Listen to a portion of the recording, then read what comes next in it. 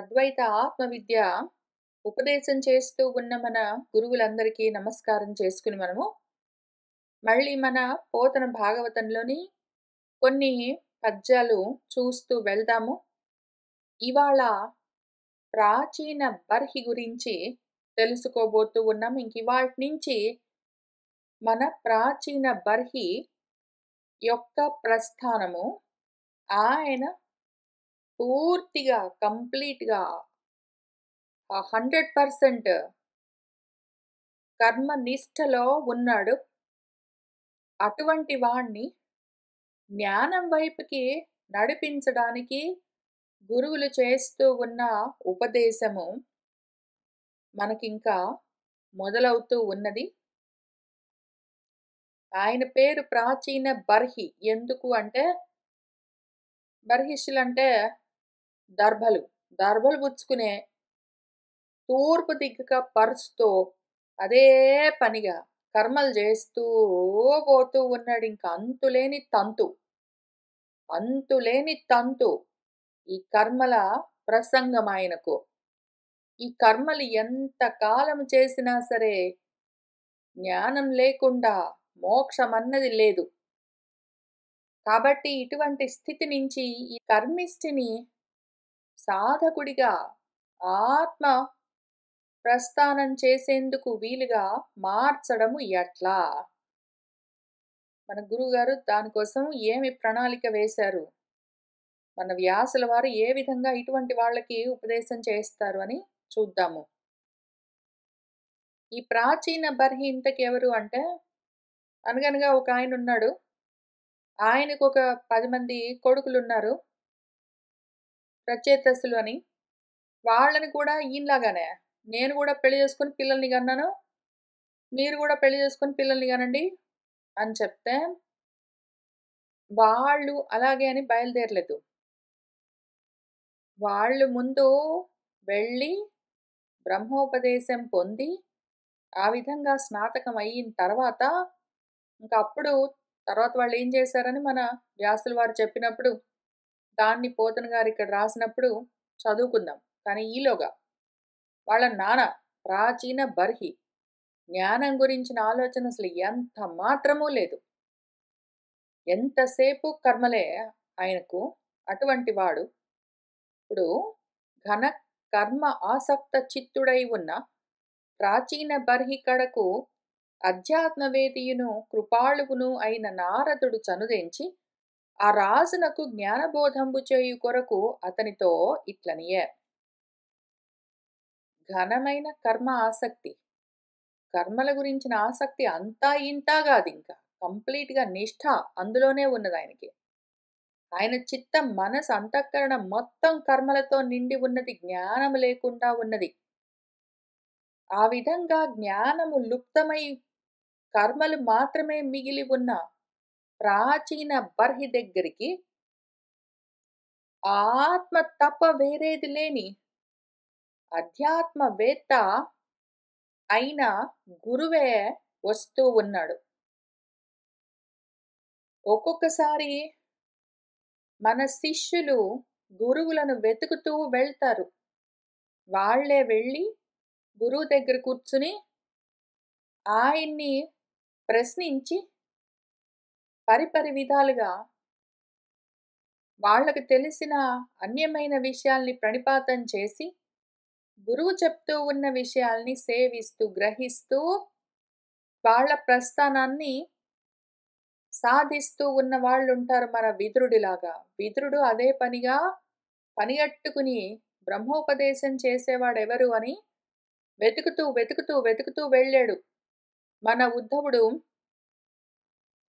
అదిగో అక్కడ మైత్రేయ మహర్షి అని ఉన్నాడు, ఆయన నీకు ఉపదేశం చేస్తాడు అని చెప్తే అంత మాత్రానికే ఎంతో ఆనందించి ఆయన అక్కడి నుంచి పనిగట్టుకుని నడుస్తూ నడుస్తూ నడుస్తూ నడుస్తూ ఎక్కడి దాకానో హరిద్వార్ దాకా వెళ్ళి అక్కడ ఇంకా అప్పటికే ఆయన కట్టుకున్న వస్త్రాలన్నీ చినిగిపోయి దుమ్ము కొట్టుకొని పోయి ఆయన జటలు కట్టిన జుట్టుతో తిండి తిప్పలు అంతంత మాత్రం, నిద్ర అంతంత మాత్రంతో అయినా సరే వెళ్ళి ఓపిక తెచ్చుకుని గురువుని ఆశ్రయించి మైత్రేయ మహర్షి దగ్గర ఇవన్నీ వింటూ ఉన్నాడాయన.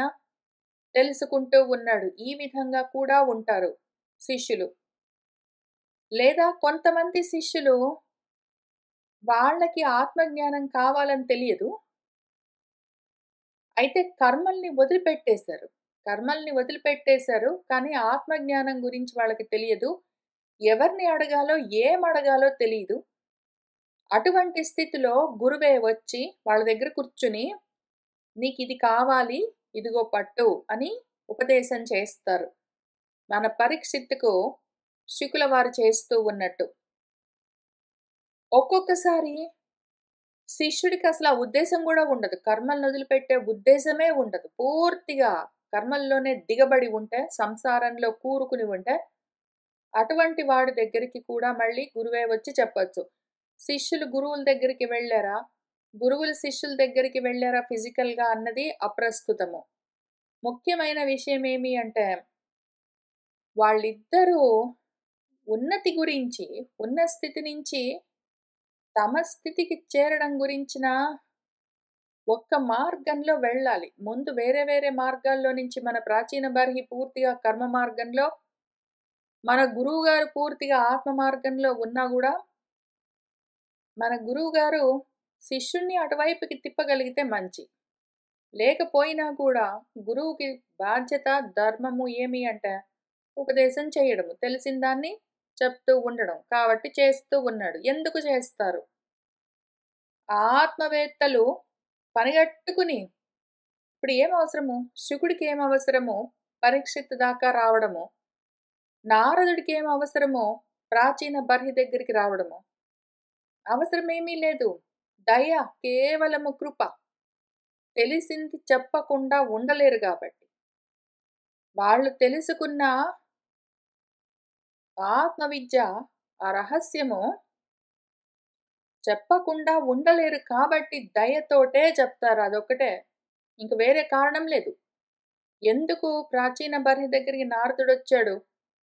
పరీక్షిత్ దగ్గరికి శుకుడొచ్చాడు అంటే కారణం కేవలం దయ. వాళ్ళకి తెలుసు చెప్పాలన్న దయ. అదే విధంగా మన నారదుల వారు గురువుగారు కూడా మన శిష్యుడికి తనకిది కావాలని గూడా తెలీదు. తెలిస్తే గదా అడగడము. అటువంటి స్థితిలో ఉన్న శిష్యుడి దగ్గరికి వచ్చి, ఆ రాజుకు పూర్తిగా రజోగుణంతో ఉన్నాడు. ఆయనకు ఈ జ్ఞానబోధ చేయడం కోసము ఆత్మ జ్ఞానబోధ. అద్వైత ఆత్మ జ్ఞానబోధ ఏదో ఒక జ్ఞానం గాదు. అద్వైత ఆత్మ బోధ చేయడం కోసము వచ్చి ఆయనతో ఈ విధంగా అంటూ ఉన్నాడు. ముందు కర్మల్ని విడిపించాలి. కర్మల్ని పట్టుకొని కూర్చున్నాడు. దర్భలు పట్టుకొని కూర్చున్నాడు. ఈ కర్మల్ని ఆయనలో నుంచి ఎట్లో ఒకట్లా దూరం చెయ్యాలి మన శిష్యుల్లో నుంచి. ముందు స్టెప్ 1 కర్మశుద్ధి. స్టెప్ 2 ఆత్మోపదేశం. కాబట్టి స్టెప్ 1 దగ్గర ఉన్నారు. రాజా, ఈ కర్మంబునం చేసి ఎట్టి శ్రేయస్సు అభిలషించుచున్నవాడవో అట్టి అనిష్ట నిరసనంబు అభీష్ట ప్రాప్తికరము అయిన శ్రేయస్సు ఈ కర్మ వలన లభింపదో అని చెప్తూ ఉన్నాడు. ఓ రాజా, బానే చేస్తూ ఉన్నావు కర్మలు. ఓహో చేస్తూ ఉన్నావు కర్మలు అదే పనిగా. కానీ ఈ కర్మలు చేస్తావెందుకు నువ్వు? ఏదో శ్రేయస్సు ఆశించి చేస్తూ ఉన్నావు గదా! ఏదో శ్రేయస్సు కలుగుతుంది నాకు అని ఆశపడి నువ్వు ఈ కర్మలు చేస్తూ ఉన్నావు గాని, నువ్వు కోరుకున్న లాంటి శ్రేయస్సు అటువంటిది ఈ కర్మల వల్ల లభింపదు. అనిష్ట నిరసనము, అభీష్ట ప్రాప్తి కదా శ్రేయస్సు అంటే. శ్రేయస్సు అంటే సింపుల్‌గా డెఫినిషన్ ఏంటి? నాకు శ్రేయస్సు కలగాలండి అని ఎవరైనా అన్నారు అంటే, ఆ శ్రేయస్‌కి అర్థమేమి? 2 పార్ట్స్ ఉంటుందది. దాని పేరు క్షేమము, యోగము.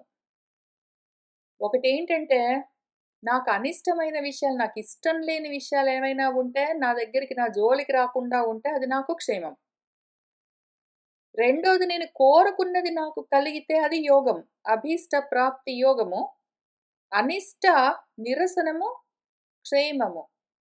ఈ యోగము, ఆ క్షేమము 2 కూడి ఉంటేనే అది శ్రేయస్సు. పైగా ఇక్కడ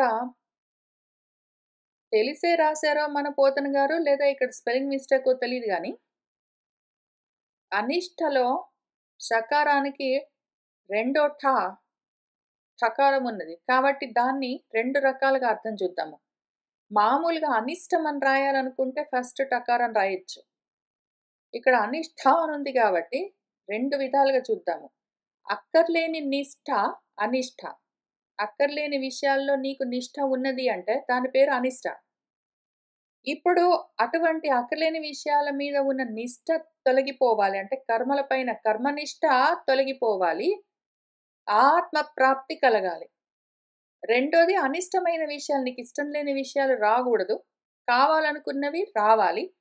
ఈ 2 ఉంటే నువ్వు శ్రేయస్సు అనుకుంటున్నావు గదా! దానికోసం ప్రపంచంలో కర్మలేవో చేస్తే నీకేంటో జరుగుతుందనుకుంటున్నావు. కానీ కాదు. ప్రపంచంలో నువ్వు ఎంత సాధించినా గూడా యోగము, క్షేమము అని చెప్పే ఏ శ్రేయస్సున్నదో అది ఈ కర్మల వల్ల లభింపదో అని ముందు జెప్పాడు. దాంతో ప్రాచీన బర్హి ఇంక నారదుడితో మరి దేనివల్ల నాకు శ్రేయస్సు కలుగుతుందండి గురుగారు? దీనివల్ల కలగదు అంటే దేనివల్ల కలుగుతుంది అని అడుగుతారు గదా! అట్లా. ఇప్పుడు మన శిష్యుడు బయలుదేరి గురువుగారిని వెతుకుతూ వెళ్ళి అక్కడ కూర్చొని, గురువుగారు నాకు గొప్ప వైరాగ్యం కలిగిందండి. ప్రపంచం మీద నాకు ఇంట్రెస్ట్ తగ్గిపోయింది. ఆత్మ గురించిన కోరిక కలిగింది. నాకు ఉపదేశం చేయండంటే అదొక తీరు. మన శిష్యుడు ఇక్కడ అటువంటి స్థితిలో లేడు గదా! కర్మల్లో కూరుకుని ఉన్నాడు. కర్మనిష్టలో. కాబట్టి అయినా కూడా వాడే ఏదైనా ఒక క్వెషన్ అడిగితే వాడు ఇన్వెస్ట్ అవుతాడు. అసలు స్టూడెంట్ ఏమీ అడగట్లేదు. అంటే నువ్వనుకున్నావు వాడిని నీ స్టూడెంట్ అని నువ్వనుకున్నావు. నువ్వే గురువు అనుకున్నావు. నువ్వే వెళ్ళావు. వాడికి చెప్పడం మొదలుపెట్టేసావనుకో, "ఏం చెప్తున్నారు గురువుగారు? ఎందుకు చెప్తున్నారు? ఎందుకండి వచ్చి కూర్చున్నారు? దేని గురించి చెప్తున్నారు? నేను అడగని విషయమో" అని వాడన్నాడనుకోండి. అప్పుడు నువ్వు ఎంత గొప్ప విషయం చెప్పినా సరే వాడికది అహితమై ఉంటుంది కాబట్టి నిష్ప్రయోజనం అవుతుంది. నిష్ఫలము. నీ ప్రయత్నము వృధా. ఎవరైనా సరే ఒకటి కావాలనుకున్నవాడు, వాడు ప్రశ్నించాలి. నాకిది కావాలి చెప్పండి అని అడగాలి. ఆ ప్రశ్న వాడిలో కలగాలి. అప్పుడు వాడు ఇన్వెస్ట్ అవుతాడు. అదేంటండి మరి నాకు చెప్పండి అని ఒకవేళ మనసు అన్నది అంటే అది ఇన్వెస్ట్ అవుతుంది. అది ఎంగేజ్ అవుతుంది. ఆ రకంగా ఇన్వెస్ట్ అయ్యి, ఎంగేజ్ అయిన మనసుకి ఏదైనా చెప్తే అది వింటుంది. అదసలు క్వెషన్ గూడా అడగలేదంటే నువ్వే పోయి జవాబు జెప్పావనుకో, జవాబు వాడు విన్నా గూడా క్వెషన్ ఏంటో తెలీదు గాబట్టి, ఆ జవాబు పనికిరాదు. ఆ సమాధానము అంటే సమాధి స్థితి, ఆత్మస్థితి కలగదు. సమాధానం అంటేనే ఆత్మస్థితి. ప్రశ్నే లేకపోతే సమాధానం ఉండదు. సమాధానం నువ్వు చెప్పినా గూడా వాడికి ప్రశ్న తెలీదు గాబట్టి, బేసిక్ క్వెషన్ లేదు గాబట్టి, వాడు చెప్పినా వాడు తెలుసుకోలేడు. కాబట్టి గురువుగారి తెలివితేటలెక్కడుంటాయి అంటే, వాడే ప్రశ్న వేసే విధంగా ఈయన మొదలుపెట్టాడు. ఆ రకంగా ఉండాలి. గురువుగారికి తెలివితేటలు ఆ విధంగా ఉండాలి. శిష్యుడికి ఏది కావాలో వాడికి అర్థమయ్యే విధంగా చెప్పే సమయంలో వాడు కూడా ఎంగేజ్ అయ్యి ఉండే విధంగానే ప్రయత్నం చేయాలి. అందుకని ఈయనేం చెప్పాడంటే వెళ్లి కూర్చొని, "బానే చేసావులే గాని రాజా కర్మలు. ఈ కర్మల వల్ల నువ్వు కోరుకునే శ్రేయస్సు రాదు మరి" అన్నాడు. ఊరుకున్నాడు. ఇంకప్పుడు ఆటోమేటిక్‌గా శిష్యుడు అంటమాగండి అయ్యో! శ్రేయస్సు రాదా? మరి దేనివల్ల వస్తుంది అని ఆటోమేటిక్‌గా వాడిలో ఆ క్వెషన్ కలుగుతుంది. వాడికి ఇంతకు ముందు ఈ క్వెషన్ అడగాలని తెలీదు పాపం. స్టూడెంట్‌కి ఇంతకు ముందు ఈ క్వెషన్ అడగాలని వాడికి తెలీదు. వస్తుందనుకుంటున్నాడు వాడు. ఈ కర్మల వల్ల నాకు గొప్ప శ్రేయస్సు కలుగుతుందనుకుంటూ గుడ్డెద్దు చేలో పడ్డట్టు చేసుకుంటూ పోతూ ఉన్నాడు వాడు. కానీ రాదు అని తెలిస్తే గదా! మరి ఎట్లా వస్తుంది అని అడిగే క్వెషన్ బయలుదేరుతుంది. వాడికి తెలియని విషయం గురించి క్వెషన్ చేయలేడు. కాబట్టి గురువుగారు ఎంతో తెలివితేటలు ఉపయోగించి శిష్యుడిని మనసులో పెట్టుకుని ఎంతో దయతో అందుకని ఆయన "నీకు రాదురా" అని జెప్పారు. రాదురా అనగానే మరెట్లా వస్తుంది అని ప్రశ్న వెంటనే వస్తుంది కోరికలున్న వాళ్ళకి. కాబట్టి ఇప్పుడు ఆ ప్రశ్న వస్తుంది చూద్దాము. ఈ విధంగా శిష్యుల్ని ఎంగేజింగ్ చేసి ఇంక ఎన్ని తిప్పలు పడాలో గురువులు రకరకాల స్టూడెంట్స్‌ని ఈ మార్గంలోకి తిప్పడానికి వీళ్ళెన్ని తిప్పలు పడాలో. సరే ఇంతకి మనవాడు శిష్యుడు ప్రశ్న వేస్తూ ఉన్నాడు ఫైనలీ. ఆయనకి సొంతంగా తెలియలేదు. కానీ కొంచెము క్లూ ఇచ్చేసరికి, హింట్ ఇచ్చేసరికి తెలుసో తెలియకో క్వెషన్ అయితే అడగడం మొదలుపెట్టాడు.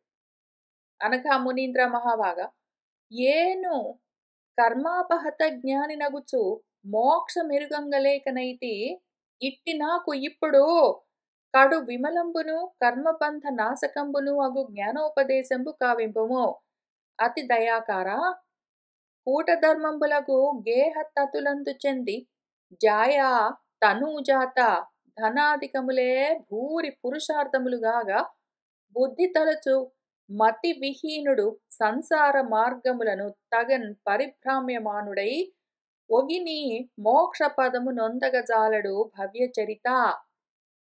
అనగా ఓ మునీంద్ర, ఓ మహాభాగ్యవంతుడా, నేను కర్మల చేత అపహత జ్ఞానము, నేను చేస్తూ ఉన్న కర్మల వల్ల నా జ్ఞానము చెదిరిపోతే ఆ విధంగా ఉన్నాను. నాకు మోక్షము ఎట్లా కలుగుతుందో తెలియకుండా ఉన్నాను.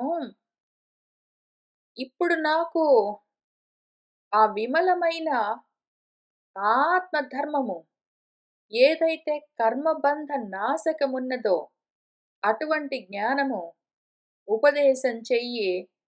ఎందుకు అంటే అతి దయా స్వరూపము నువ్వు కాబట్టి నా మీద దయ చూపించి కర్మల్లో కూరుకుని ఉన్న నాకు జ్ఞానము లిప్తమైపోయింది. ఇప్పుడు ఈ కర్మబంధాల్ని వదులుకుంటేనే తప్ప జ్ఞానోదయం కాదు గాబట్టి, నువ్వే ఆ జ్ఞానోపదేశం చెయ్యి. కర్మబంధాల్ని ఎట్లా పోగొట్టుకోవాలి? జ్ఞానాన్ని ఎట్లా సాధించాలి? అన్న ఉపదేశం నువ్వే చెయ్యి. ఎందుకు అంటే నాలాంటి వాళ్ళుంటారు. నేనొక్కడినే గాదు. కూటధర్మాలుంటాయి. గృహధర్మాలు. గృహస్థ ధర్మాలని వాడు గృహస్థాశ్రమంలో ఉండి గేహతత్తులు ఇళ్ళంటాడు, వాకిళ్ళంటాడు, కార్లంటాడు, ఉద్యోగాలంటాడు, బిల్స్ అంటాడు, ఫీజులంటాడు. ఈ తత్తులు అదే పనిగా తంతులాగా సాగుతూ ఉంటే వాటిని చెంది, వాటిని పొంది, వాటికి తగులుకుని వాడు జాయ భార్యో, భర్తో తనూజాతలు తనువుకు ఓన్లీ దేహానికి జన్మించినవి. 2 బాడీస్ ఉన్నాయి అంటే స్థూల దేహాలు. ఆ తనువులకి ఇంక కొన్ని తనువులు జన్మించొచ్చు. ఈ బాడీస్‌కి ఆ బాడీస్. వాటి మీద మమకారాలు, ధనము మొదలైన విషయాలు.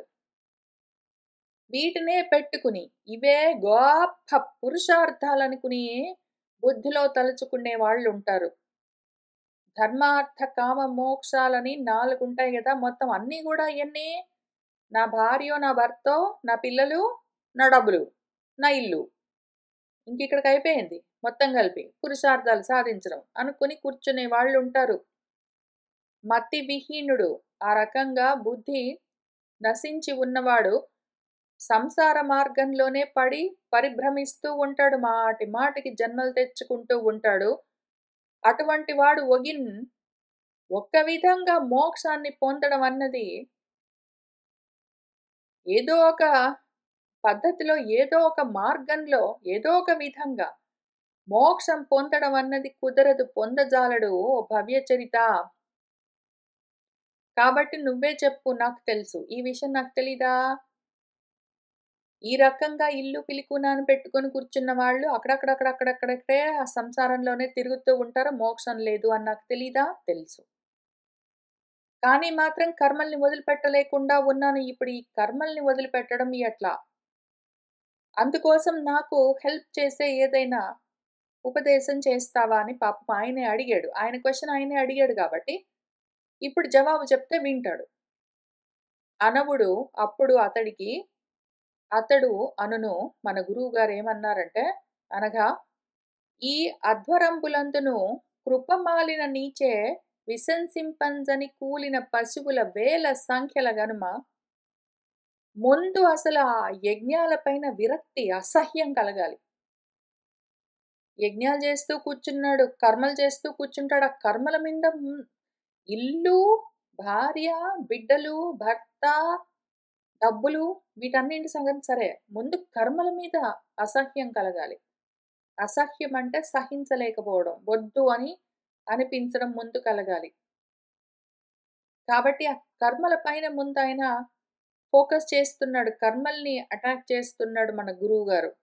మన శిష్యుడిలో ఉన్న పెద్ద ప్రాబ్లమ్, శిష్యుడిలో ఉన్న పెద్ద అడ్డంకు జ్ఞానానికి ఏమి అంటే కర్మ. కాబట్టి కర్మని ఏదో విధంగా ముందు అడ్రెస్ చేయాలి. అందుకని ఆయన ఏం చెప్తున్నాడంటే గురువుగారు, అనగా ఓ ప్రాచీన బర్హి, ఈ అధ్వరంబులందును నువ్వు చేసే ఈ యజ్ఞాల్లో కృపమాలి దయ లేకుండా ఉన్న నీ చేత ఎన్నో వేల సంఖ్యల్లో పశువులన్నీ విసంసింపంజని నువ్వు హింసిస్తూ ఉంటే నీ హింసల పాలై కూలై చనిపోయాయి చూసావా? కర్మకాండలో చెప్పిన కొన్ని రకాల యజ్ఞాల్లో పశువధ ఉంటుంది. పశువులను వధించడము, బలి ఇవ్వడం అనేది ఒకటి పద్ధతి ఉంటుంది. అట్లా చెయ్యొచ్చని చెప్తుంది వేదము. దాన్ని నమ్మి పశువధలతో కూడి ఉన్న యాగాలన్నింటినీ నువ్వు చేస్తూ కూర్చున్నావు చూసావా? ఇప్పుడేమవుతుందనుకుంటున్నావు? నువ్వు అట్లా హింసించిన, నువ్వు చంపేసిన వేల కొద్దీ నీ పశువులన్నీ కూడా ఇప్పుడు కావునన్ పశువ్రాతంబులు తదీయ వైససంబును స్మరించుచున్నవై లోహయంత్రమయ శృంగంబుల చేతని ఎప్పుడు నీవు పరలోకంబు నొందెదవో అప్పుడు నిన్ను హింసింతుము అని భవదీయ మృతికి ఎదురు చూచుచునున్నవే. కాబట్టి చూసుకో నువ్వు కనుమ, చూడు ఎన్ని జంతువుల్ని బలిచ్చావో నువ్వు. ఎందుకు? నీకేదో శ్రేయస్సు కలుగుతుందని. నువ్వు బాగుండాలి. నీ భార్యో, నీ భర్తో, నీ బిడ్డలో, నీ ఇల్లో, నీ ఉద్యోగాలో, నీ డబ్బులో ఇవన్నీ బాగుండాలి అని మిగిలిన వాటిని హింసిస్తావా నువ్వు? ఆ పశువ్రాతం చూసావా? జంతువులన్నీ త్వదీయ వైససంబు స్మరిస్తూ నీ హింసను గుర్తుపెట్టుకున్నాయి, అవేమీ మర్చిపోలేదు. అవి చనిపోయి కూడా అక్కడ నరకలోకంలో నీ కోసం ఎదురు చూస్తూ ఉన్నాయి. నువ్వు ఎప్పుడు పరలోకంబు నొందెదవో, ఎప్పుడు నువ్వు చచ్చిపోతావో అప్పుడు అక్కడ నిన్ను లోహయంత్రమయ శృంగంబుల చేత, అవి ఇప్పుడు ఇనుముతో చేసిన కొమ్ములన్నీ పెట్టుకుని రెడీగా ఉన్నాయి. ఇనుప కొమ్ములు ఏదో నిన్ను పొడవడానికి వీలుగా పెంచుకుని వాటిని నూరి షార్పెన్ చేసుకొని సిద్ధంగా ఎదురు చూస్తూ ఉన్నాయి. నువ్వెప్పుడు చచ్చిపోయి అక్కడికొస్తావో అప్పుడు నిన్ను హింసించాలని భవదీయ మృతికి ఎదురు చూస్తూ ఉన్నాయి. నువ్వు చస్తే అక్కడికి రాగానే అప్పుడు నిన్ను అక్కడ పట్టుకుని పొడుస్తాయి, కుళ్ళు పొడుస్తాయి, తెలుస్తుందా? చూసుకున్నావా నువ్వు అని చూపిస్తూ ఉన్నారు. ఎందుకు అంటే కర్మల మీద విరక్తి కలగాలి. డైరెక్ట్‌గా కలగదు. కాబట్టి వాడికి భయం కలగాలి. నువ్వు ఏదో ఇక్కడ ఇహము, తర్వాత పరము చాలా గొప్ప అనుభవాలు అన్నీ కలుగుతాయి. పుణ్యాలు, గిణ్యాలని రకరకాలుగా కర్మలు చేసుకుంటున్నావు గదా! పాపాలు కూడా కలుగుతున్నాయి. వాటికి కూడా నువ్వు అనుభవించాలి చూసావా?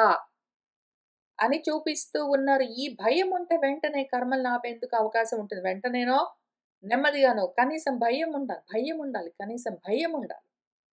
అందుకని ముందాయన భయపెడుతూ వీటిపైన విరక్తి కలిగేట్టు చెప్తూ ఉన్నాడు. ఇట్టి సంకటంబు నొందంగల నీకు నిస్తారకంబైన ఒక్క ఇతిహాసంబు గలదు ఎరిగింతును వినుము. అయ్యయ్యో! ప్రాచీన బర్హి, ఎటువంటి సంకట స్థితిలో పడ్డావో. పుణ్యాలు చేస్తున్నాను నేను, యజ్ఞాలు చేయడం వల్ల పుణ్యం గదా! పుణ్యం వల్ల నాకు గొప్ప ఊర్ధ్వగతులు కలుగుతాయి గదా! ఇహంలో, పరంలో నాకు గొప్ప శ్రేయస్సు కలుగుతుంది. యోగక్షేమాలు కలుగుతాయి అని నువ్వు ఒకవైపున చూస్తూ ఉంటే, నువ్వు చూసుకోకుండా ఇవతల సైడ్ పాపం గూడా పెరిగిపోయిందే. అయ్యయ్యో!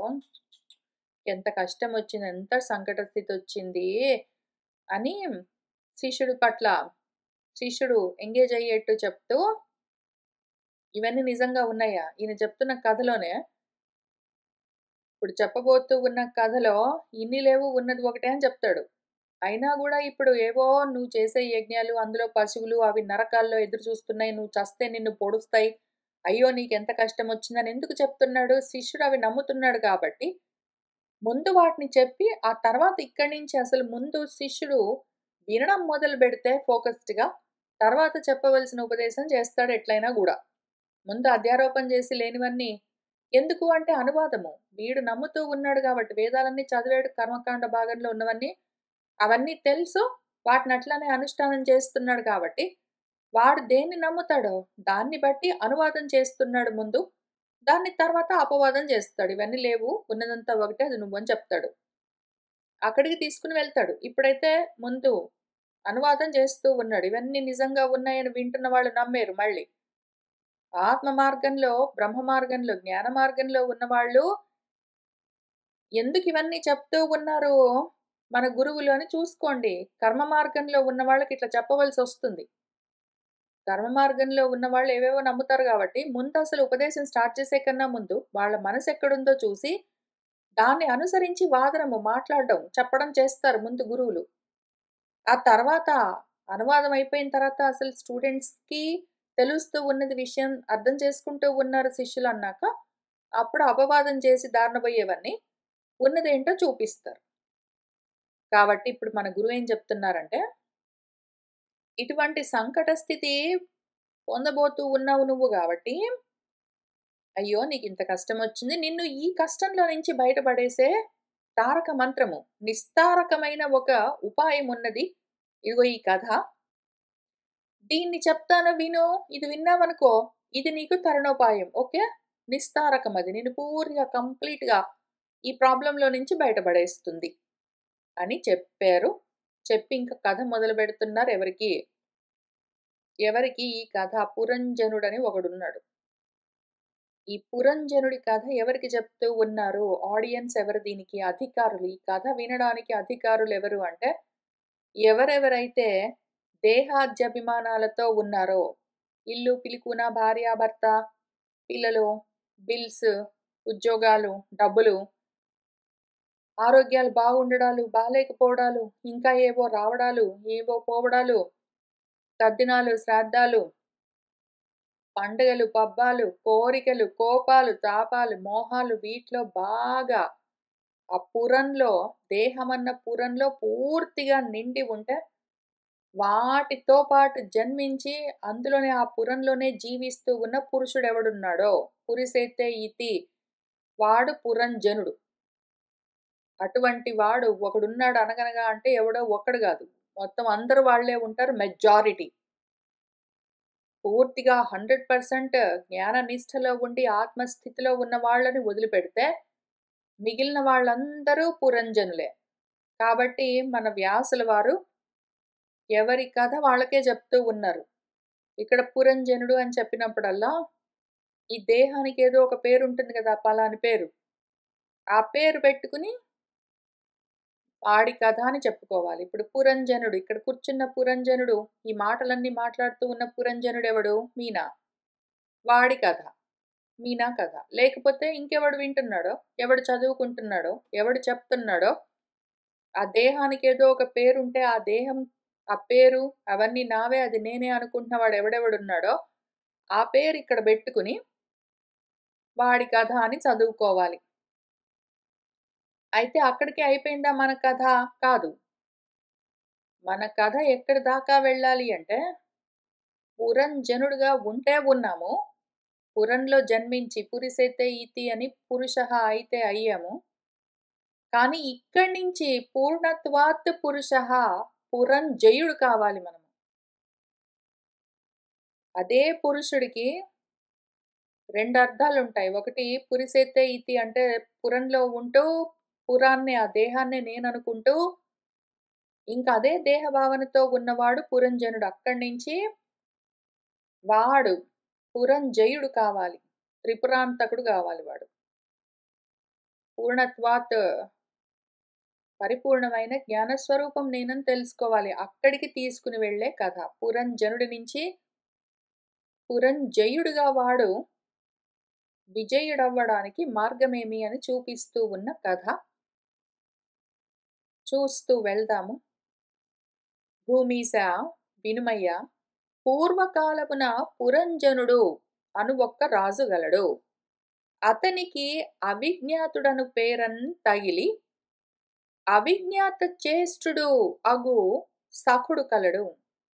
ఆ పురంజనుడు పురాన్వేషి అయి ధరాచక్రంపు కలయంగా సంచరించి తనకు అనురూపమై పెనుపొందు పురము ఎందును వీక్షింపజాలక విమనుడగుచో ఏ పురము ఉర్వి పొడగనే ఆ పురములు కామముల కోరు తనకు అక్కామములను పొందుటకు వానిని అనర్హములుగా తన మనమున తలచి ఒకానొక నాడు అతడు, ఓ రాజా విను చెప్తాను.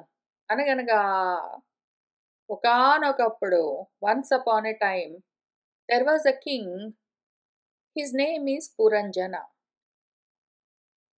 ఈ పురంజనుడికి అవిజ్ఞాతుడన్న పేరున్న ఒక సఖుడు స్నేహితుడున్నాడు, అవిజ్ఞాత నామ. అట్లానే ఈ స్నేహితుడు, ఈ సఖుడు అవిజ్ఞాత చేష్టితుడు కూడా. మన పురంజనుడికి ఒక స్నేహితుడున్నాడు. ఆ స్నేహితుడికి ఏమి పేరో కూడా లేదు. ఆ స్నేహితుడికి ఒక పేరు లేదు, ఆ స్నేహితుడికి ఒక కర్మ లేదు. ఆ స్నేహితుడు నిరాకారము కాబట్టి నామం లేదు, రూపం లేదు కాబట్టి నామం లేదు. ఆ స్నేహితుడు నిర్వికారము కాబట్టి ఏ కార్యము లేదు, కర్మ లేదు. అటువంటి వాడొకడు ఉన్నాడు అని ఇక్కడ చెప్తే ఎందుకో తెలియదు గాని పోతన గారు ఇక్కడి నుంచే మళ్ళీ పక్కకి వెళ్ళిపోయారు. పోతన గారి భాగవతం మాత్రమే చదువుకునే వాళ్ళు జాగ్రత్త పడండి. ఆయన ఎందుకో తెలియదు గాని మూలాన్ని మార్చేస్తారు. మూలంలో మన వ్యాసుల వారు ఏదైనా చెప్పొచ్చు. దానికి మన పోతన గారు కావాలంటే ఏదో ప్రతిపదార్థ తాత్పర్యాలు రాశారనుకోండి, అప్పుడేం జరుగుతుంది అంటే ఉన్నదానికి ఉన్నట్టు అర్థం చెప్పొచ్చు. కొంచెం ఒక్కొక్కసారి వేరుగా చెప్పినా కూడా కొంచెం మూలం అక్కడే ఉంటుంది కాబట్టి మనం కలిపి చూసుకోవచ్చు. ఎందుకు అంటే మూల భాగవతానికి ఉన్నదానికి ఉన్నట్టు అర్థం చెప్పిన వాళ్ళు కూడా కంప్లీట్‌గా 100% వ్యాసుడి మనసుని అనువర్తిస్తూ అదే విధంగా అర్థం చెప్పగలిగిన వాళ్ళు నాకు ఇంతవరకు కనపడలేదు. కొంచెం అర్థాలు మార్చేస్తూ ఉంటారు. కానీ కనీసం ఏంటంటే మూలం అక్కడే ఉంటుంది. దాని కిందే ప్రతిపదార్థాలు, తాత్పర్యాలు రాస్తారు కాబట్టి అనుమానం ఉంటే మూలం చూసుకోవచ్చు. ఎంతో కొంత భాషా పరిజ్ఞానం ఉంటే మూలం అక్కడే ఉంటుంది, చూసుకోవచ్చు. కానీ ఇక్కడ పోతన గారు ప్రతిపదార్థ తాత్పర్యాలు కాదు, స్వేచ్ఛానువాదం చేశారు కాబట్టి అసలు మూలం యాక్సెస్ ఉండదు వెంటనే రెడీగా, అవైలబుల్‌గా. మూలం యాక్సెస్ ఉండదు కాబట్టి ఓన్లీ ఈ పద్యాలు చదివితే కొంచెం పక్కకెళ్ళిపోతాం మనం కర్మల్లోకి. ఇక్కడ మూలంలో ఏం రాశారు మన వ్యాసుల వారు, అనగనగా ఒకానొక సమయంలో ఒక పురంజనుడన్న రాజుగారు ఉండేవాడు. ఆయనకు అవిజ్ఞాత రాముడు, అవిజ్ఞాత చేష్టుడు అన్న సఖుడు ఆసీత్ ఉండేవాడు అని చెప్తే మన పోతన గారు ఎందుకో తెలియదు గాని సఖా దగ్గర ప్రాబబ్లీ స్పేస్ పెట్టుకుని దాన్ని సవర్ణ దీర్ఘ సంధిగా సఖా అవిజ్ఞాత చేష్టితః అని విడదీయకుండా స్పేస్ తోటి సఖా విజ్ఞాత చేష్టితః అని మార్చుకున్నారు. ఈయనే మార్చారో లేకపోతే ఈయన ఎవరిని ఫాలో అవుతూ ఆ అర్థాలు చెప్తూ వచ్చారో ఆయన మార్చారో ఏం జరిగిందో తెలియదు గాని విషయం మారింది ఇక్కడ. ఇది ఫండమెంటల్. మనకు ఎందుకు ఇంతసేపు నేను చెప్పవలసి వస్తుంది అంటే ఇది ఫండమెంటల్. ఈయనకు ఒక స్నేహితుడున్నాడు. ఆయన అవిజ్ఞాత నాముడు. అంటే ఆయనకు పేరు లేదు. సరే ఆత్మకి ఎట్లయినా పేరు లేదు. ఆ పరాత్మకు, పరబ్రహ్మకు పేరు ఎట్లయినా లేదు, సరిపోయింది. కానీ విజ్ఞాత చేష్టితుడు అంటే కర్మలు చేసేవాడు అయిపోతాడు. మనం ఇక్కడ చెప్పుకోబోతూ ఉన్న తత్వము నిరాకారము, నిర్గుణము, నిరుపాధి, నిరవయవము, నిర్వికారము. అటువంటి తత్వం గురించి చెప్తూ ఉన్నప్పుడు విజ్ఞాత చేష్టితుడు ఆపోజిట్ అవిజ్ఞాత కరెక్ట్‌గా 180 డిగ్రీస్ ఆపోజిట్. అవిజ్ఞాత చేష్టితఃకి విజ్ఞాత చేష్టితహాకి కరెక్ట్‌గా ఆపోజిట్ ఉంటుంది. విషయం మార్పు కర్మల్లోకొచ్చేస్తుంది విషయము. మన పోతన గారు ఎందుకో మధ్యలో జ్ఞానం నుంచి కర్మోపాసనలోకెళ్ళిపోతుంటారు. మధ్యలో ఇటు నుంచి అటు జిప్, జిప్, జిప్ అని జారుతుంటారు. ఆయన జారితే జారాడు. మనం ఓపిక చేసుకొని మూలం పక్కన పెట్టుకొని చూసుకోవాలి. లేకపోతే ఏమవుతుందంటే, విషయం కొంచెం పక్కదారిలో నుంచి తీసుకెళ్తారు కాబట్టి, ఆత్మను చేరుకోవడానికి ఇంకా ఎక్కువ సమయం పడుతుంది. అయితే ఆత్మను పొందలేము. ఓన్లీ ఉపాసన ద్వారా ఏదైనా వేరే రూపాన్ని ఏదైనా పొందొచ్చు. లేదా మనం ఎంతో కొంత సొంతంగా సాధన చేసుకుంటే ఆత్మను పొందినా గూడా కొంత సమయం ఎక్కువ పడుతుంది కాబట్టి. Pothana Bhagavatam only initial support system మాత్రమే అని గుర్తుబెట్టుకుని, మూలాన్ని వదిలిపెట్టకుండానే చదువుకోవాలి. నేను చూడగలిగినంత వరకు కళ్ళు పెట్టుకుని జాగ్రత్తగా మూలానికి ఎక్కడైనా వేరుగా ఉన్నది అంటే ఆపి చూపిస్తాను. లేకపోయినా గూడా ఇది చదువుకునే వాళ్ళకి పోతన భాగవతం మాత్రం పెట్టుకుని బాగుపడిపోదామని ఆలోచించే వాళ్ళకి మాత్రం ఇది జాగ్రత్తగా గుర్తుపెట్టుకుని ఆలోచించుకోవాల్సిన విషయం. సరే ఇంతకీ ఆయనకు అవిజ్ఞాత పేరున్నవాడు, అవిజ్ఞాత కర్మలున్నవాడు ఒక సఖుడున్నాడు. ఆ పురంజనుడు ఒకానొక సమయంలో ఒక పురాన్ని అన్వేషిస్తూ ఉన్నవాడై, ఒక పురం గావాలాయనకి. ఒక దేహం గావాలి. దేహం ఉంటేనే కర్మలు చేస్తూ భోగాలనుభవించొచ్చు. కాబట్టి ధరాచక్రమంతా కలయంగా సంచరిస్తూ, ఈ భూచక్రమంతా అదే పనిగా తిరుగుతూ ఉన్నాడు. తనకు అనురూపమైన పెనుపొందు, తనకు పనికొచ్చే ఒక పురము ఎందునూ వీక్షింపజాలక ఎక్కడ కనిపించట్లేదు తనకు కావాలనుకున్న రూపము. విమనుడవుతూ ఉన్నాడు. మనసు చెదిరిపోతూ ఉన్నది. ఏ పురములు ఉర్వి పొడగనెనో. ఎందుకంటే భూమి మీద చాలా రూపాలుంటాయి. చాలా పురాలు, చాలా దేహాలుంటాయి.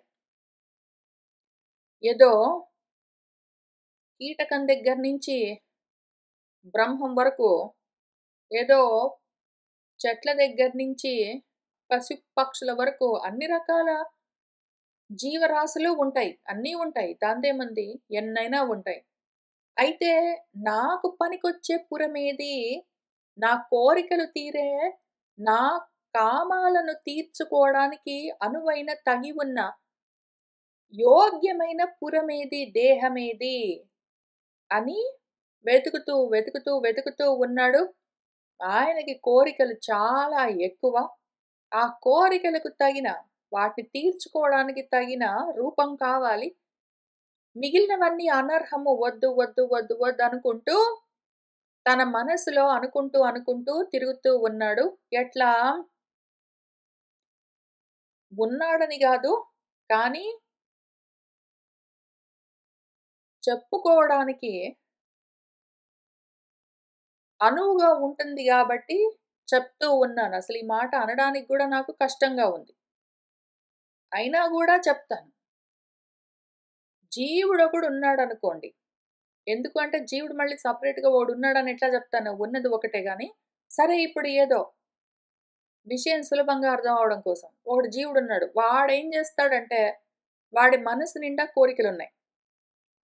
వాడి మనసులో చాలా కోరికలున్నాయి. కర్మల గురించిన వాసనలున్నాయి. వాటన్నింటిని పట్టుకుని బయలుదేరాడు. ఆ మనసులో ఉన్న కోరికల్ని తీర్చుకోవడానికి అనువైన దేహం గావాలి. చీమ దేహం సరిపోతుందా? చెట్టు దేహం బాగుంటుందా? పక్షి దేహం బాగుంటుందా? సింహం దేహం బాగుంటుందా?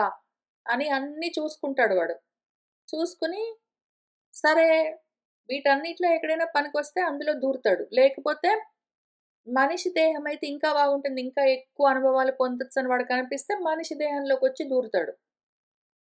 ఆ రకంగా వాడు వెళ్తూ చనుతూ ఉన్న సమయంలో హిమవత్ పర్వత దక్షిణం వైపు. ఎందుకు అంటే ఇదంతా దక్షిణాయనం. ఉత్తరాయణంలో ఉత్తరించిపోతారు. ఉత్తరాయణంలో ఉన్న వాళ్ళకి దేహాలెందుకు అనవసరం. వీడు దక్షిణ మార్గంలో ఉన్నాడు గాబట్టే, దక్షతతో కర్మలు చేసుకునే మార్గంలో ఉన్నాడు కాబట్టే, మన దక్షుడిలాగా ఉన్నాడు కాబట్టే, మన దక్షుడు గూడా ఇంతే గదా! రకరకాల యాగాలన్నీ జేసుకుంటూ నిరీశ్వరము. ఆత్మను పట్టించుకోకపోవడము. తనేంటో తను తెలుసుకోకపోవడం, కర్మలు చేసుకుంటూ తిరగడం. అప్పుడేం జరిగింది? ఆ తల తీసి అంటే ఆ బుద్ధిలో దేహాత్మ బుద్ధిని తీసి, ఆత్మ బుద్ధిని అంటే జన్మలేని ఏ తత్వం ఉన్నదో, జన్మ లేదు, మరణము లేదు, అటువంటి ఒక అమృతమయమైన తత్వం ఉన్నది అన్న జ్ఞానం ఎప్పుడు కలిగిందో అప్పుడు అజముఖుడయ్యాడు. ఆ తర్వాత కదా ఆయనకి మోక్షము. కాబట్టి మన దక్షుడు గూడా ఇక్కడ దక్షిణం వైపు తిరుగుతూ ఉన్నాడు కర్మలు చేసుకుంటూ. ఆయనకేం జరిగిందంటే, మన పురంజనుడికి నవద్వార కవాట గవాక్ష తోరణ గేహళి గోపురముల నొప్పి ప్రాకార యంత్ర వప్ర ప్రతోళి పరిఘ అట్టాలక ఉపవనాళి తనరి సవర్ణ రౌప్య ఆయస ఘన శృంగంబుల రమణీయ వివిధ గేహముల మించి రథ్య సభా చత్వర ధ్వజ క్రీడాయతన సుచైత్య ఆపణతతింతనర్చి మరకత స్ఫటిక విడూరమణి వినూత్న మౌక్తికాయుత ఖచ్చిత హర్మ్యములు కల్గి విద్రుమద్రుమ వేదుల వెలయు కప్పురము ఫైనలీ పాపం మనవాడికి కనిపించింది. దాన్ని కనియే భోగవతిన్ పోలుదానిన్. తన భోగాలకు తన అనుభవాలకు సరిపోయిన ఒక రూపము, ఒక దేహము, ఒక మనిషి జన్మ బాగుంటుందనిపించింది. అదెట్లా ఉన్నది అంటే, ఇక్కడ వరాన్ని నేను వదిలిపెట్టాను. ఎందుకంటే శ్రేష్టమా దేహము? దేహం శ్రేష్టమా? కాదు కదా! కాదు, కాదు, కాదు, కాదని రోజు చదువుకుంటూ మళ్ళీ వచ్చి దాన్ని ఒక శ్రేష్టమైన పురమున్నది అంటే ఎట్లా చెప్తాను నేను? అదోటున్నది దేహము. దేహం ఎందుకు అంటే దోషాలతో నిండి ఉంటుందది. దహించుకుని పోయే లక్షణంతో ఉంటుంది. శిథిలమైపోయే అవస్థలో ఉంటుందది. అటువంటిదొకటున్నది. అది వరం గాదది. అవరం యాక్చువల్లీ. అవరమైన నవద్వారాలతో 9 రంధ్రాలు. ఆల్రెడీ మీకు తెలిసిపోయే ఉంటుంది. తోలు తిత్తి తిత్తూట్లు 9 తుస్సుమనుట ఖాయమని ఓ జీవా అని ఒక పాట గూడా ఉంటుంది. ఓ జీవా వింటున్నావా? నవద్వారాలు 9 రంధ్రాలుంటాయి. ఏవో తెలుసు గదా! 2 కళ్ళు, 2 ముక్కు పుటాలు, 2 చెవులు 6, నోరు 7, మలావయవము, మూత్రావయవము 9. ఈ రంధ్రాలతో ఉన్న ఒక తోలు తిత్తి. దానికి కవాటాలు, గవాక్షాలు, తోరణాలు, దేహళీలు, గోపురాలు, ప్రాకారాలు, వప్రలు, ప్రతోళీలు, పరిఘలు, అట్టాలకాలు, ఉపవనాలు అన్నీ ఉంటాయి దీనికి. మామూలు కథగా చెప్తాను ముందు ఈ పదాలకు అర్థము. కవాటాలు అంటే తలుపులు. కళ్ళు. కళ్ళుంటాయి గదా! కిటకిట తలుపులు, కిటారి తలుపులు. మూసినా, తెరిచినా చప్పుడు చేయవని ఏదో ఒకటి పజిల్ గూడా ఉంటుంది. ఆ కవాటాలు, తలుపులు. గవాక్షాలు, కిటికీలు, చెవులనుకోండి. తోరణాలు, ద్వారాలు, రకరకాల ద్వారాలు, ఎంట్రీ వేస్ బయట నుంచి విషయాన్ని లోపలికి రావడానికి. దేహళీలు, గడపలు ఆపేసేవి గూడా ఉంటాయి. గోపురాలు ఏవో వాకిళ్ళ దగ్గర ఉండే విషయాలు. వాటితో ప్రాకారాలు, చుట్టూ గోడలు, ప్రహరీ గోడలు. ఏదో మన చర్మం అనుకోండి. యాంత్రికమైన వప్రాలు. యంత్రం అని ఎందుకు చెప్పారు అంటే ఇది దేహం అని చూపించడం కోసం. ఇట్లాంటి మాటలొస్తే దాటుకుంటూ వెళ్ళొద్దు. జాగ్రత్తగా చూడాలి మనము. లలితా సహస్రం మళ్ళీ మొదలుపెట్టుకున్నాం. ఇక్కడ కూర్చొని మనము చదువుకుంటూ ఉన్నాం ఇప్పుడు ఇంకొకసారి. యంత్రాత్మిక, మంత్రాత్మిక, తంత్రాత్మిక, సర్వయంత్రాత్మిక, సర్వమంత్రాత్మిక, సర్వతంత్రాత్మిక లేదా యంత్ర మంత్ర తంత్ర స్వరూపిణి అని ఏవేవో ఉంటాయి నామాలు అందులో. అంటే ఏమి?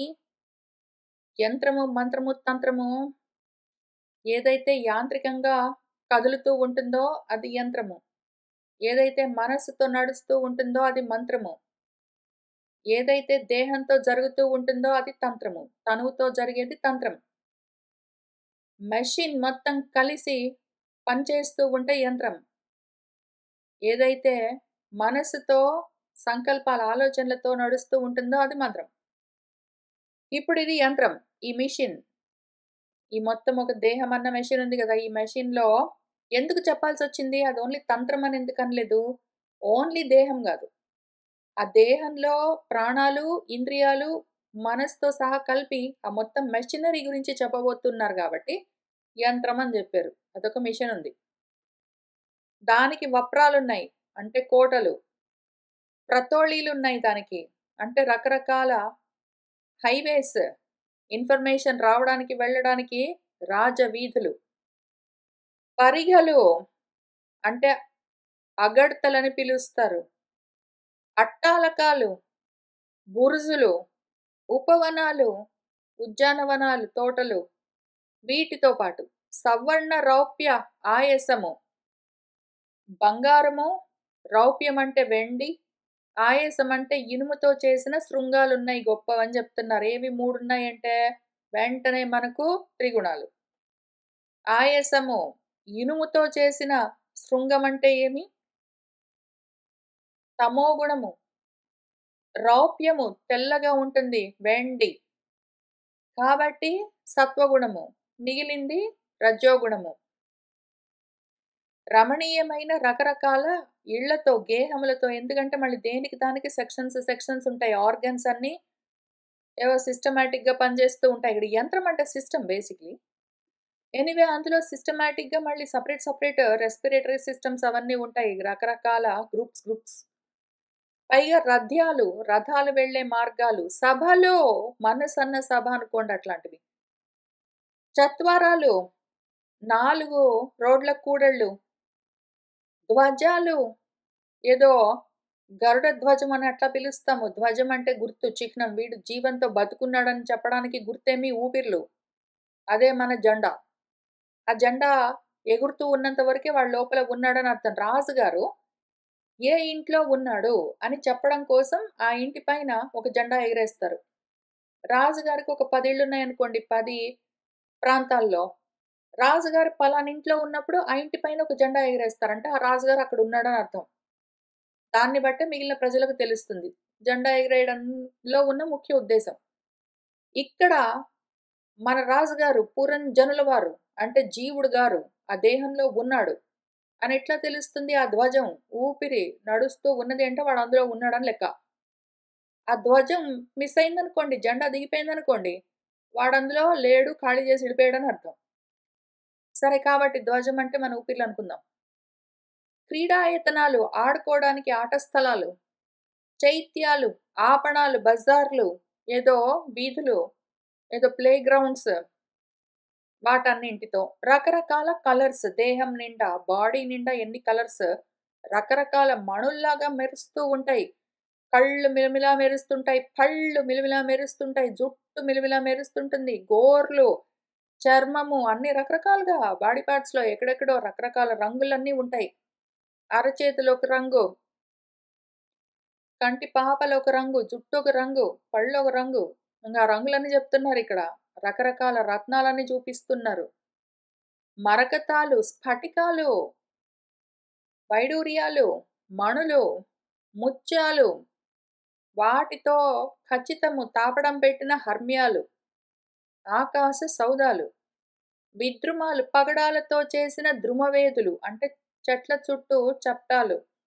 వీటితో వెలిసి ఉన్న ఒక్క పురము. ఒక్క పురానికి ఇన్నుంటాయి. ఇన్ని హంగులుంటాయి. దాన్ని జూసాడు మనము భోగించడానికి ఇది బాగా ఉంది ఊరనుకున్నాడు మనవాడు. ఆ విధంగా మనం ఈ జీవన్‌లోకి, ఈ బాడీలోకొచ్చాం ఇంతకిది గోల. మనం ఈ బాడీలోకి ఎంటర్ అయ్యే కన్నా ముందు ఎటువంటి బాడీ అయితే నా కోరికలకి పనికొస్తుంది, నేను అనుభవించడానికి ఉపయోగపడుతుంది అని చూసుకొని అటువంటి బాడీని మనమే తెచ్చుకుంటాము. ఈ జన్మలన్నీ కర్మచితాలు. ఈ జన్మలన్నీ కర్మచిత్తాలు. మన కర్మలకు మనం చేయదలుచుకున్న కర్మలకు ఎటువంటి బాడీ అయితే పనికొస్తుంది. పక్షి బాడీ బాగుంటుందా? ఏదో పలాని పశువు బాడీ బాగుంటుందా? ఏదో లేకపోతే పలాని చెట్టులాగా ఉంటే బాగుంటుందని చూసుకుంటాము. ఏది పనికొస్తే దాన్ని వాడుకుంటాం కదా! అంతే విషయము. పైగా ఇక్కడ పశువన్నప్పుడు నాకు గుర్తొచ్చింది. నువ్వు ఎన్నో పశువులను చంపావు గదా! ఆ పశువులన్నీ నీ కోసం ఎదురు చూస్తూ ఉంటాయని చెప్పారు గానీ నేనెక్కడ చంపానండి పశువుల్ని? ఈయన ప్రాచీన బర్హి అయితే ప్రాబబ్లీ కూర్చొని రకరకాల పశువుల్ని చంపి రకరకాల యజ్ఞాలు చేసుండొచ్చు. కర్మకాండ భాగంలో ఉన్నట్టు. నా అందానికి అంత అవకాశం లేదు గదండీ! వేదాలెక్కడ చదివాను నేను ఈ కాలంలో. ఇప్పుడు పుట్టగానే ఇంగ్లీష్ మీడియం బడిలో జాయిన్ చేపిస్తే అక్కడ ఏంటో చదువుకుంటూ కూర్చున్నాను. నాకు వేదాలు చదివే అవకాశం లేకుండే. అందులో ఆ కర్మకాండ భాగం అంటే విన్నాను గానీ చదవలేదు. అందులో ఏమున్నాయో తెలీదు. నాతో ఆ యజ్ఞాలు చేయించిన వాళ్ళు లేరు.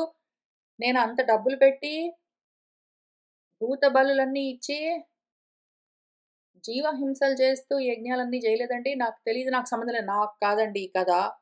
గురువుగారు ఇంతకి ఫైనల్లీ నేను కనిపెట్టిందేంటంటే, "నువ్వు పురంజనుడి కథ అని స్టార్ట్ చేసావు. నువ్వు చెప్పు నేను ఇంటా గాని, నా కోసం గాదండి నువ్వు చెప్తుంది. బికాజ్ ఏదో కొన్ని వేల సంఖ్యలో ఈయనెవరో ఒకాయన ప్రాచీన బర్హి జంతు బలులిచ్చి ఏదో యజ్ఞాలు చేసాడు కాబట్టి ఆయనకేంటో చెప్తున్నారండి. నేనెక్కడ చేశాను? నాకు గాదిది" అని అనుకోవడానికి వీల్లేదు.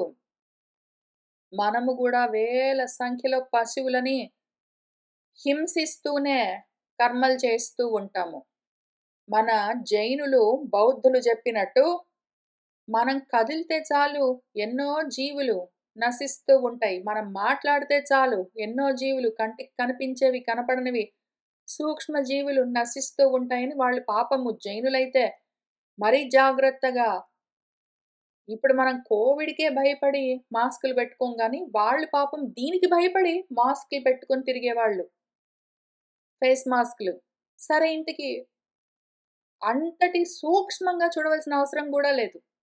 నేను చేసే పనులకి నా పశువులు అంటే ఏవైతే నాకు పాశాలకు బద్ధమై ఉన్నాయో నా ఇంద్రియాలు, అవన్నీ గూడా ఎంతగా హింసబడుతూ ఉంటాయి. నేను చేస్తున్నాను కర్మలు, నేను చేస్తున్నాను పనులు అంటే నా ఇంద్రియాల్ని ఎంత హింసిస్తానో, నా దేహాన్ని ఎంత హింసిస్తానో, ఎందుకు ఈ యాతన అంటే ఏమీ లేదు. పైగా నేను చేస్తున్న కర్మలకి పక్కన వాళ్ళని గూడా బాధ పెడుతూ ఉంటాను. నేను బాగుండాలి, నా భార్య బాగుండాలి, నా భర్త బాగుండాలి, నా పిల్లలు బాగుండాలి, నా వాళ్ళు నా డబ్బులు బాగుండాలి, నా ఇల్లు బాగుండాలనుకుంటూ, నా బాగు చూసుకుంటూ పక్కన వాడిని గూడా పట్టించుకోకుండా ఎన్ని సార్లుంటాను నేను.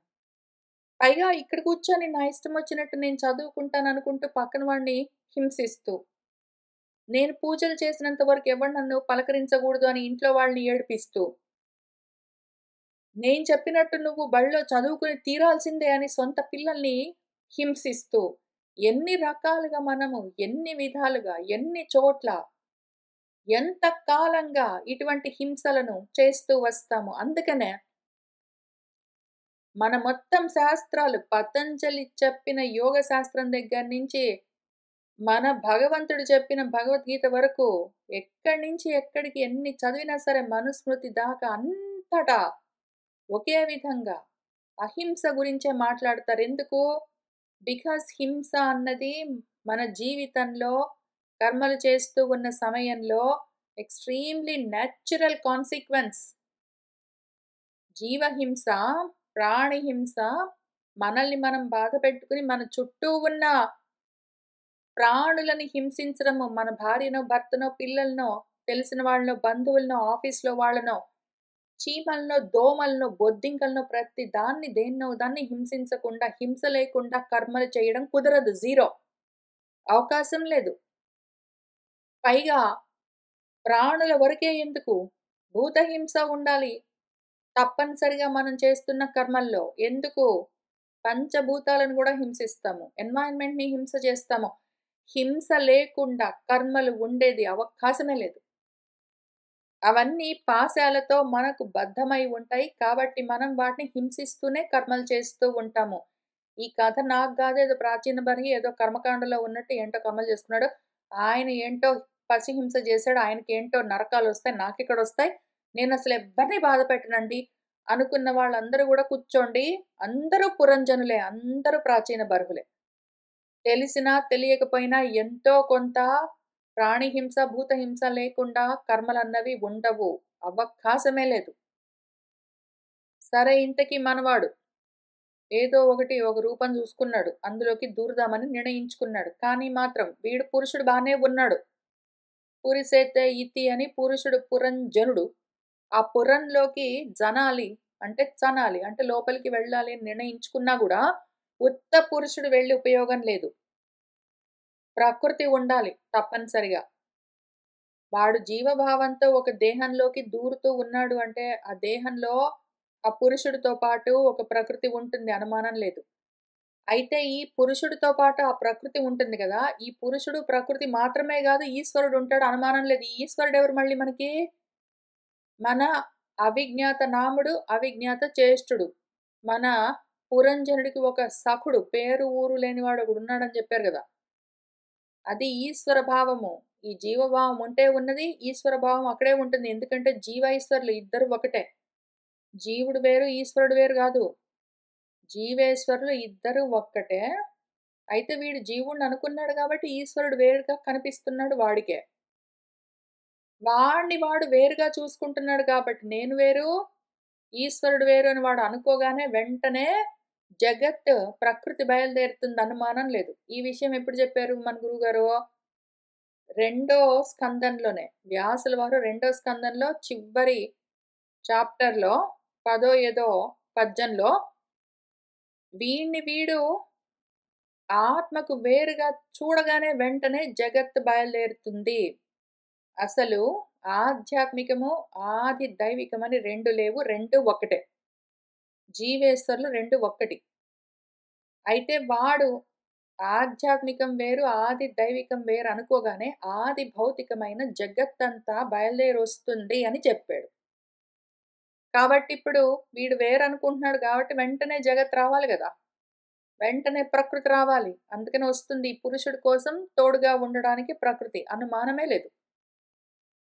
వాడితో పాటే ఈశ్వరుడుంటాడు. కానీ వీడికి కళ్ళకి కనపడ్డు. ఎందుకంటే వీడు పట్టించుకోవట్లేదు. పట్టించుకుంటే వాడే వీడు. ఇప్పుడు అక్కడికి మనల్ని తీసుకొని వెళ్ళాలి. ఈ కథకి సారాంశం అది. ఇట్లు కనుంగొని అనంతరంబు మొందటన్ పురబాహ్యాంతరమున దివ్యద్రుమ లతాకుంజ పుంజము సమద నదత్ విహంగ మత్త మధుకరకుల కోలాహల సంకుల జలాశయ శోభితము హిమ నిర్జర బిందు సందోహ పరిస్పంద కండలిత మంద మలయ మరుత్ ఉచ్చలిత ప్రవాళ విటప నళినీ తటము పాంధజన మనోరంజన ఆహ్వాన బుద్ధిజనక కలహంస రాజకీర కోకిల ఆలాప విరాజమానము మునివ్రత నానావిధ వనమృగవ్రాత బాధారహితము అయిన పురబాహ్య ఉద్యానవనంబునందు యాదృచ్ఛికంబుగా ఏకైక శతనాయకంబైన అనుచర దశకంబును పంచమస్తక సర్ప ప్రతిహారుడును తోడరాన్ చనుతెంచుచూ ఉన్న భర్తృ అన్వేషణీయున్ కామరూపిణియున్ నవోఢయును అయినట్టి ఒక సుందరి కనిపించింది అన్నగారికి. ఈ విధంగా మన అన్నగారు ఒక బాడీ చూసుకున్నాడు. అందులోకి గృహప్రవేశం చెయ్యాలిప్పుడు. ఆ గృహంలోకి గృహము, దేహము, పురము, రాష్ట్రము అని ఎన్ని పేర్లతో పిలిచినా అదే విషయం. అంతలోకి వెళ్ళాలి. దాన్ని చూసుకున్నాడు. ఈలోగా ముందు జగత్తు కనిపించింది. ఆ పురానికి, ఆ దేహానికి బయట. దేహం వరకు నేననుకుంటాడు. అందులో దూరిన తర్వాత దేహం వరకు నేననుకుంటాడు. మిగిలిందంతా జగత్ అనుకుంటాడు వాడు. ఆ బయట దివ్యమైన ద్రుమాలతో, చెట్లతో, లతలతో, తీగలతో ఎందుకు? ఉత్త దేహం ఉంటే సరిపోదు. ఈ దేహం ఏదో ఉంది. దానికి కవాటాలు, గవాక్షాలు, తోరణాలు, దేహళీలు అవన్నీ ఉంటే ఉన్నాయి. ఈ దేహళి అంటే ఇంతకు ముందు నేను చాలా సార్లు చెప్పుంటాను. కానీ నా ఫన్ పాయింట్ కాబట్టి మళ్ళీ ఇంకోసారి చెప్తున్నాను. ఎవరికైనా ఇంట్రెస్ట్ అనిపిస్తుంది. అప్పుడప్పుడు కొత్తగా విన్న వాళ్ళకి ఇంట్రెస్ట్ ఉంటుంది కాబట్టి చెప్తున్నాను. దేహళి అంటే గడప అని అర్థము. ఈ దేహళిని ఏదైతే ద్వారం అని పిలుస్తారో డోర్‌వే అని, దాన్నే మనం ఇప్పుడు ఢిల్లీ అని పిలుస్తున్నాము. దేహళి వ్యవహారంలో కాలక్రమంగా ఢిల్లీగా మారింది ఇంతకి. ఆ దేహళి గోపురాలు, ప్రాకారాలు, అట్టాలకాలు ఇవన్నీ ఉన్నాయి గదా! వీటన్నింటితో ఉన్న దేహం వరకు నేను అనుకుంటాడు వాడు. అది పురము అనుకుంటాడు. ఇంకా బయటంతా జగత్ అనుకుంటాడు. ఇప్పుడు ఓన్లీ దేహం ఉంటే ఏం ఉపయోగం? వాడెట్లా అనుభవిస్తాడు? ఓన్లీ నా బాడీ బెట్టుకొని, ఆ భోగవతి పురాన్ని బెట్టుకొని నేనేం జేస్తాను? బయట భోగించడానికి పదార్థాలు కావాలి గదా! విషయాలు. అవన్నీ జగత్తులో ఉంటాయి మళ్ళీ. జగత్ కూడా కావాలి. ఉత్త దేహం ఉంటే సరిపోదు. నేనెప్పుడైతే దేహాన్ని తెచ్చుకుంటానో దాంతో పాటే జగత్తు కూడా కలిసి రావాల్సిందే. లేకపోతే జగత్తు లేకపోతే దేహాన్ని బెట్టుకొని నేనేమనుభవిస్తాను? దేహం ఉంది గాబట్టే జగత్. ఈ జీవుడు దేహాన్ని తెచ్చుకున్నాడు గాబట్టే, జీవుడున్నాడు గాబట్టే జగత్. కాబట్టి ఆ పురానికి బయటుంటుంది జగత్తంతా. పురం వరకు నేననుకుంటాడు వాడు. బయటున్నదంతా ప్రపంచం అనుకుంటాడు. వాడి పిచ్చి చాదస్తం. మొత్తం అంతా వాడే. దివ్యమైన చెట్లు, లతలు, కుంజములు అంటే పొదరిళ్ళు, ఆ పుంజాలు, సమతన్ ఎంతో మత్తెక్కి నదత్ కూస్తూ ఉన్న విహంగాలు, పక్షుల కిలకిలారావాలు, మత్తెక్కి ఉన్న మధుకరాలు, తుమ్మెదల కోలాహలాలు, వాటితో నిండి ఉన్న జలాశయాలతో శోభిల్లుతూ ఉన్నది జగత్తంతా.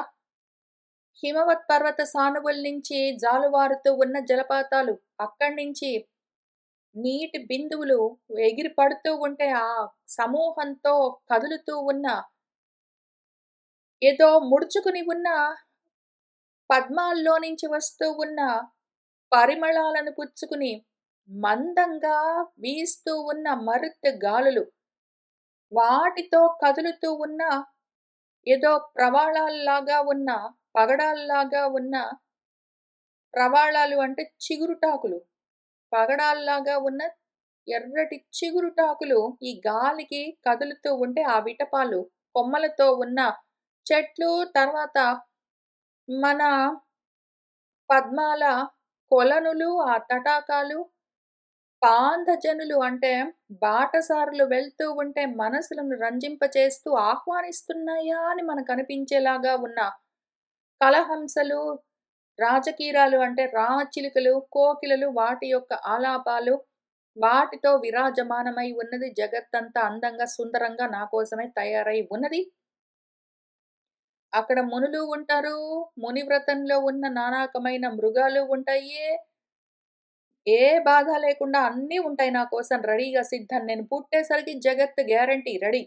మానమే లేదు. ఆ పురానికి బయట ఉద్యానవనాలు అన్నీ ఉంటాయి ఈలోగా.